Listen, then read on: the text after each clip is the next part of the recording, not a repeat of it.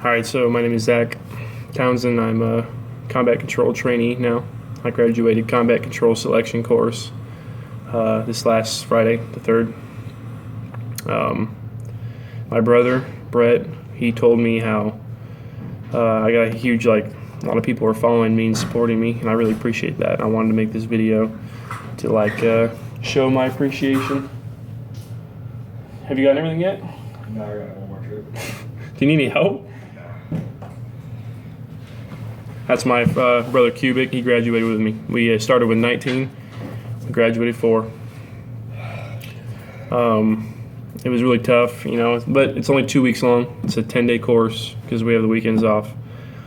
And the reason I'm making this video, like I was saying, was I want to, share with all the people. My brother said there's a bunch of people supporting me and, following me, and I really appreciate that. Not only for me, but for us. Like even the 4 of us, it's really cool. It's definitely feels like people got our back, and I want to show how appreciative I am, and I'll just talk about it. I want to share it with everybody so they can hear it from me. We started. First day is the PAST, which is just physical ability stamina test. Make sure you're in good enough shape for the course. And you go right into intro to ruck, and it's a terrible ruck where the instructors just absolutely smoke you. Our instructor is really big. He can sprint with 100 pounds on his back. So we wouldn't Jody ride or something. He would just sprint. So we basically sprinted like 5 miles with our rucks. Absolutely smoked us. And we went right into intro to calisthenics, which is introduction into the procedure of things and every exercise we do when we get dropped. So the instructors will be like, we'll fuck something up, like drop to push-up position and knock out a set.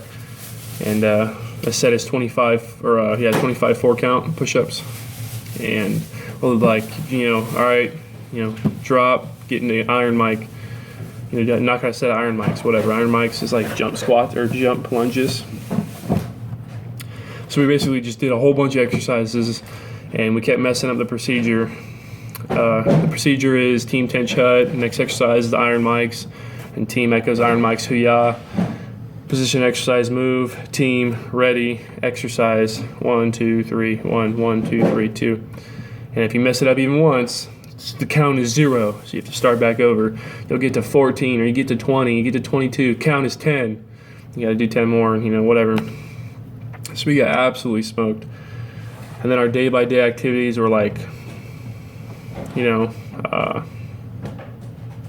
day-by-day activities were wake up in the morning, go straight to the pool. We'd fin for like an hour. Then we do water confidence for the rest of the time.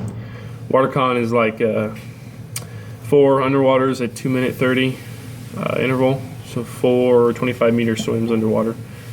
Then we go straight into mask and snorkel recovery, where you dive down to the deepest part of the pool. When the instructors throw your mask and snorkel in, dive down, get all your stuff, put it on, trace it, make sure it's good, clear your mask, and then surface. You have to surface like this, can't push off the bottom. Get to the surface, you're treading, breathing out of your snorkel. I feel fine, Sergeant. And then go straight into, after that, buddy breathing, which is just you passing the snorkel. You're holding onto your buddy and you pass snorkel from mouth to mouth to breathe while the instructors beat the shit out of you. And then drown proofing, which is just, bobbing and floating with your hands and feet tied. Hands tied behind your back and your feet tied. And you just bob in the water, you float, you swim a little bit. Then we tread. The water con, the pool sessions were my challenge. That was my hurdle that I had to get over every single morning. It was really hard for me. But it's how you deal with it, what you make of it. Did that every day, then you get smoked for the rest of the day in a variety of ways. We have ETD, which is early training day. We had that on Friday. You just wake up, get absolutely smoked. They do everything they can in every way just to make your life misery, including buddy carries with your ruck, your buddy, and his ruck, like firemen's carry, up a hill. which is like 300 pounds, which is fucking terrible, especially after you've been rucking for like 3 miles already with a stretcher, kettlebell, jerry can. We did the Mogadishu Mile that day. The Mogadishu Mile, there's a track. It's a mile long per lap, and it's similar to the route that the Rangers took when they left the city of Mogadishu. Not the city, but like when they left the battle, in the Battle of Mogadishu, like in Black Hawk Down, basically. And we do 4 laps with gas mask, weight vest, ruck, jerry can, kettlebell, and a stretcher with a 200-pound dummy, which is really shitty. We had like 7 guys. We have to carry all that. Like a gas mask and weight vest per guy too. So we all have at least like 80 pounds on us. 80 or 90 pounds on us. And then the stretcher, kettlebell, and jerry can, we all got to carry too. So everyone's carrying extra weight. And you do 1 lap with everything, then you can drop 1 piece of equipment, do another lap, drop a piece of equipment, do another lap, and then we do 1 lap with just the weight vest, or just our ruck, actually. And that was pretty terrible, because there's a timeline, 60 minutes, it really sucks. It was funny because, little funny story, combat controllers, your weapon can never be out of arm's reach, ever. And my dumbass, first day, I just gotten the weapon, like, literally a minute before. I'm on a knee. My weapon's within arm's reach. I'm on a knee, and my weapon's right here. I'm working on my ruck, and our course chief comes in and goes, "Freeze!" And when an instructor comes in the room or area, you call the room or area, your team to attention. So team 10 shot, and you stand up, and my rifle is on the ground. And he goes, "Gotcha!" So he takes my rifle and gives me an alternate rifle, or alternate weapon, which is an M16 with a sledgehammer taped to it. I carried that all week long. I earned it back on Thursday, and then I lost it like a couple hours later. And then I had it. And then next week, like first thing next week, I fucked up again, and they gave me 2 alternate weapons. So I had 2 sledgehammers walking around for the rest of the week, which is fucking terrible. I couldn't even move. Yeah, we had 2 ETDs pretty much. They smoked us real good second week on Wednesday, which is fucking terrible. You know, it was bad, but it's not that bad. It's just not quitting. You know, it's just you have to have the mental like strength to know that I'm not gonna fucking quit ever. Like I knew it before I even started. You know, my friend Q, me and him both, we knew we were gonna fucking make it. Like even if there was 2 guys left, we'd be the fucking 2 guys that made it. And every day that went by, when people were dropping like flies, on the first day we hadn't even done anything, hadn't done a damn thing, and we had 4 people quit. What the fuck? Like they just freak out. You just psych yourself out. It's all that mind game.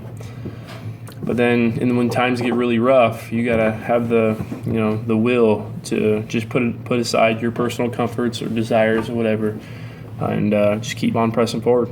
Dude, the thing that got for most people is realizing that we just started a 10-day course, but we had 740 more days of bullshit like this left, and that's like when people are freaking out. Yeah, one of the first things our instructor said, end of day of training 1, right? First day, we were fucking smoked, gone, just fucked up. And he goes, that was your first day out of 750, good luck. And a lot of guys were like, holy fuck, like, 2 years of this, I don't know if I can do that. But that's when you got to think short term. You got to think, small goals at a time. One of our developers was like, when he was in 20-mile runs and shit, he'd be telephone pole to telephone pole. And I actually did it on our Mogadishu Mile and our ruck. There's like landmarks on the edge of the track, and I would just be like, all right, I'm gonna run to that fucking landmark, and I'm gonna stop. And I get there, and I'm like, all right, I'll just run to the next one. All right, I'll just run to that tree. I'll just run to that pole. I'll just run to that sign, and just keep on going. It's all that mindset.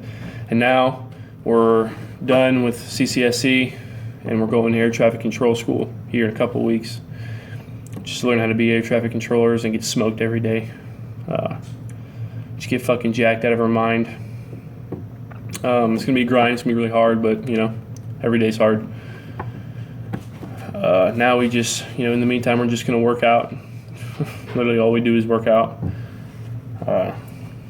I'd also, like to say I'm really appreciative for everybody that's following me or, supporting me, even thinking about me. That's pretty cool. I never expected anything like that.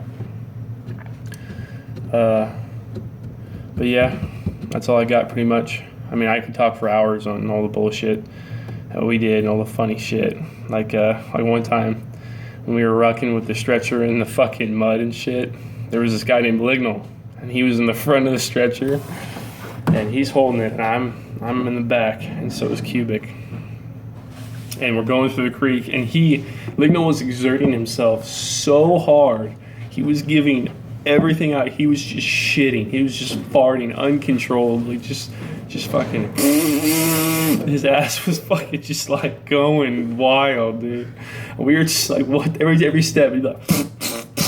It was so fucking bad.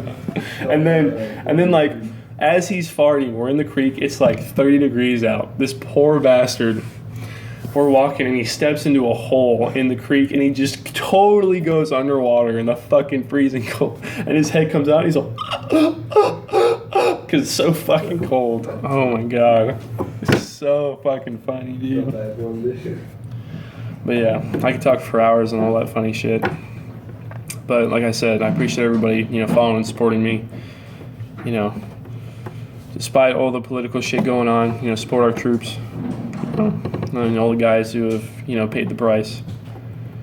Keep, their families and stuff in your thoughts and your prayers if that's your thing. So yeah, that's it. Thank you guys. If you have any questions or anything, ask my brother or whatever. Thanks, guys.